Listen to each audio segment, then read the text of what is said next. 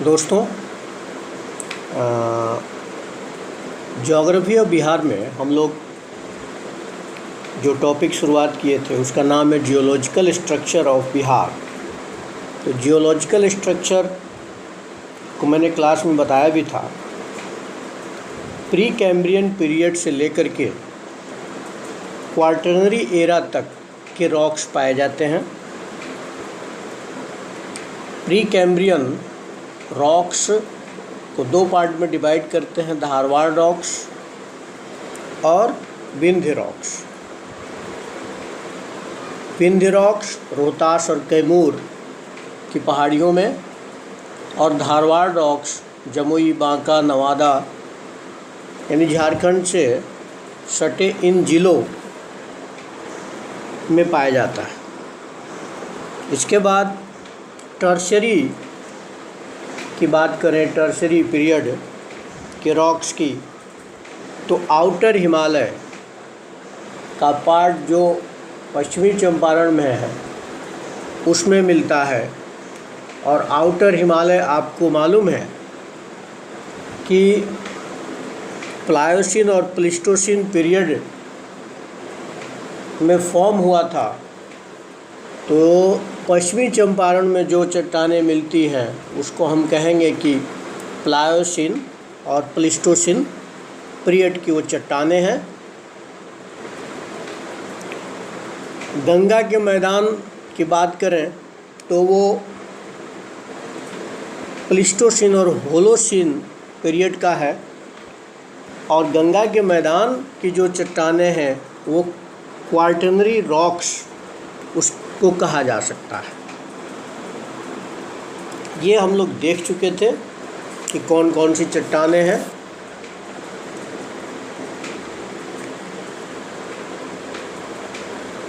तो ये तो आपका जियोलॉजिकल जो स्ट्रक्चर है।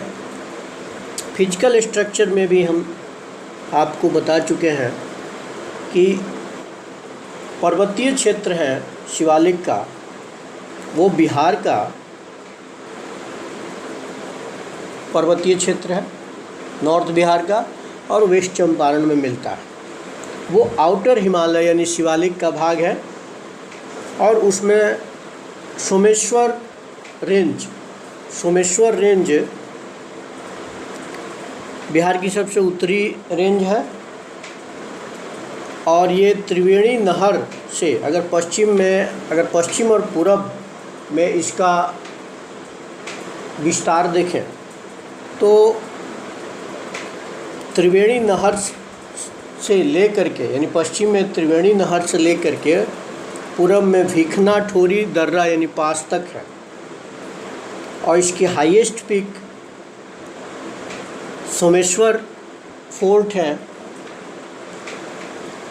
जिसकी हाइट 880 मीटर है, या 874 भी कई जगह लिखा गया हो। सोमेश्वर रेंज के में कई जो है ना पासेज हैं, जैसे भिखना ठोरी पास, सोमेश्वर पास, मोरवात पास यानी मोरवात दर्रा, ये सब है। सोमेश्वर रेंज के दक्षिण में आते हैं तो हरहा घाटी या दून घाटी है। हरहा वैली या दून वैली इसको कहते हैं। ये दो रेंज के बीच में है। उत्तर में सोमेश्वर रेंज है और दक्षिण में रामनगर दून पहाड़ियों के बीच में है। ये वैली हो गया, जिसको दून वैली कहेंगे या हरहा वैली कहेंगे, इसको याद कर लेना। इस हरहा वैली के दक्षिण में रामनगर दून का हिल्स है, रामनगर दून हिल्स कहते हैं उसको। और इसकी लंबाई की बात करें तो लंबाई 32 किलोमीटर है और चौड़ाई 8 किलोमीटर है। लंबाई रामनगर दून हिल्स की लंबाई की बात करें तो 32 किलोमीटर है और चौड़ाई 8 किलोमीटर 8 किलोमीटर है। तो ये तो पर्वतीय क्षेत्र हो गया। मैदानी क्षेत्र पे भी हम लोग डिस्कस किए हैं, और कुछ प्रमुख तथ्यों को मैं बता दूं कि पूरे बिहार का जो प्लेन रीजन है, मैदानी क्षेत्र हैं, उसका क्षेत्रफल लगभग 90,650 स्क्वायर किलोमीटर है। कितना? 90,650 स्क्वायर किलोमीटर है। और समुद्र तल से इसकी एवरेज हाइट कई बार पूछ सकता है 60 से लेकर 120 मीटर तक है, यानी मैक्सिमम हाइट जो है वो 120 मीटर तक है। बाकी नॉर्थ बिहार का मैदान और साउथ बिहार का मैदान, नॉर्थ बिहार के मैदान में दोआब क्षेत्र मिलता है। दो नदियों के बीच का क्षेत्र को क्या कहते हैं? दोआब क्षेत्र कहते हैं। कुछ दोआब क्षेत्र हैं, आप मैप में देखिएगा, महानंदा कोसी दोआब, महानंदा कोसी दोआब। कोसी भी गंगा की ट्रिब्यूटरी है और महानंदा भी गंगा की ट्रिब्यूटरी है। तो कोसी महानंदा दोआब। दूसरा दोआब की बात करें, कोसी गंडक दोआब। और तीसरे दोआब की बात करें, गंडक घाघरा दोआब। यानी घाघरा सबसे पश्चिम में है, उसके पूर्व में गंडक है, उसके पूर्व में कोसी है, और सबसे पूर्व में कौन सी नदी है? महानंदा नदी। मियांडर पे भी बात हुई थी, मियांडर क्या होता है, और उसी तरह से ऑक्सबो लेक या छाड़न झील क्या कहते हैं, ये आपको मालूम है। बाढ़ग्रस्त जो इलाका है नदी के एकदम किनारे का, उसको दियरा क्षेत्र कहते हैं। नदियों के बीच जो बाढ़ग्रस्त इलाके हैं उसको दियरा आइलैंड या दियरा क्षेत्र भी, दियरा रीजन भी कहा जाता है। भाबर, अगर उत्तर बिहार के मैदान को डिवाइड करें तो सबसे उत्तर में भाबर क्षेत्र है या सब तराई रीजन है, उसके बाद बांगर क्षेत्र है, उसके बाद खादर है।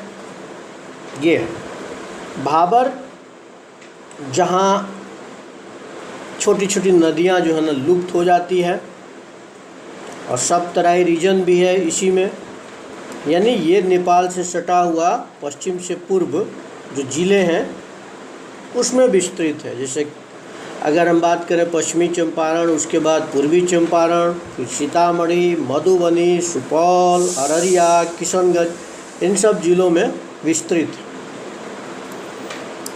भाबर और सब तराई रीजन। बांगर आपको मालूम है पुरानी जलोढ़ मिट्टी को कहते हैं, ओल्ड एलुवियल सॉइल, और खादर न्यू एलुवियल सॉइल। खादर नॉर्थ ईस्ट, बिहार के नॉर्थ ईस्ट पार्ट में ज़्यादा मिलता है, और बांगर नॉर्थ वेस्ट पार्ट में मिलता है।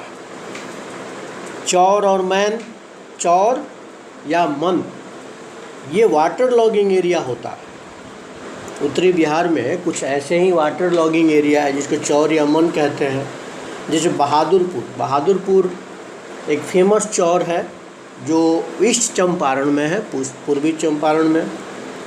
इसी तरह से वहीं पर सुंदरपुर चौर है, वो भी ईस्ट चंपारण में है, और लखनी चौर ये वेस्ट चंपारण में है। तो चौर या मन, आप इसको याद कर लेना है। अगर साउथ बिहार की बात करें तो ये भी प्लेन है, लेकिन बीच बीच में कई पहाड़ियाँ आ जाती है, जैसे गया की पहाड़ी, राजगीर की पहाड़ी, खड़गपुर पहाड़ी, बराबर की पहाड़ी, ये सब आ जाता है। और कई नदियाँ हैं यहाँ पे, नदियाँ जो है नेचुरल लेवी बनाती है। खास देखिएगा, नेचुरल लेवी का मतलब हो गया प्राकृतिक तटबंध। नदियों के किनारे निक्षेप से बनता है, जैसे पुनपुन है, क्यूल है, फल्गु है, ये प्राकृतिक तटबंध बनाती है। फल्गु नदी तो गंगा में प्रवाहित यानी गंगा में मिलने से पहले ही टाल क्षेत्र में समाप्त हो जाती है। ये एक प्रश्न काफ़ी महत्वपूर्ण है। अगर टाल की बात करें तो ये भी साउथ बिहार का जल निमग्न क्षेत्र है। पटना से लेकर के भागलपुर तक आप जाएं तो ये फैला हुआ है। जैसे फेमस कुछ टाल है, मोकामा टाल बहुत फेमस है, और ये मोकामा टाल जो है ना किऊल हरोहर रिवर बेसिन में बना है और ये वर्ल्ड का सबसे बड़ा टाल रीजन है। इसके अलावा बढ़िया टाल है, मोर टाल है, टावर टाल है, कई टाल हैं। तो ये आप देख सकते हैं साउथ बिहार का मैदान। इसको 3 भागों में बांट दें तो सबसे अगर पश्चिम की बात करें तो सोन गंगा दोआब आएगा, पश्चिम में सोन गंगा दोआब। और सोन गंगा दोआब जो है यह सोन नदी के पश्चिम में स्थित है, यानी सोन नदी के पश्चिम का जो एरिया है उसको सोन गंगा दोआब कहेंगे। और इसी सोन गंगा दोआब को भोजपुर का मैदान कहते हैं। क्या कहते हैं? भोजपुर का मैदान। दूसरा और पूरब में आ जाइए, सोन नदी के पूरब में और किऊल नदी के पश्चिम में, यानी सोन और किऊल के बीच जो मैदान है उसको मगध का मैदान कहते हैं। साउथ बिहार में है हम लोग, मगध का मैदान कहते हैं। और तीसरा है अंग का मैदान, जो किऊल नदी के पूरब में और राजमहल पहाड़ियों के बीच का जो मैदान है उसको अंग का मैदान कहते हैं।